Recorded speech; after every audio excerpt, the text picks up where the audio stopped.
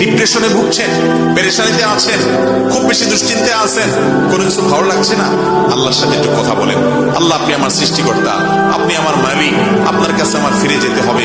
আপনার কত অবাধ্য হয়েছি, কত নাফরমানি করেছি, কত সীমা লঙ্ঘন করেছি, কত নির্দেশ অমান্য করেছি, কত নিষেধ লঙ্ঘন করেছি। আল্লাহ, এগুলোর জন্য পাকড়াও করলে আমার কোনো উপায় থাকবে না। মালিক, এখনো নাকের ডগা নিঃশ্বাস আছে, এখনো ক্ষমা চাওয়ার সুযোগ আছে, আপনি ক্ষমা চাইলে ক্ষমা করে দেন। আমি তওবা করছি, আর কখনো নির্লজ্জ কাজ করব না, আপনার নাফরমানি করব না। আপনি আমার অমুক পাপটা মাফ করে দেন, তমুক পাপটা মাফ করে দেন, আমাকে পাপ থেকে বাঁচায় রাখেন। আল্লাহ, আপনি আমাকে হেফাজত করেন, আপনি হেফাজত না করলে আমি নিজে নিজে বাঁচতে পারবো না। মালিক, আপনি রহম করেন। আল্লাহর সাথে একটু কথা বলেন।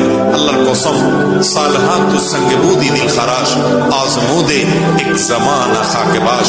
পাথর হয়ে বহুদিন ছিলেন ভাই, একটু আল্লাহর সাথে কথা বলেন, চোখের পানি ফেলেন, দোয়া করেন। বিশেষ করে ভোর রাতের দোয়া, ভোর রাতের দোয়া, এটা গুলি মিস হলে মিস পাই না।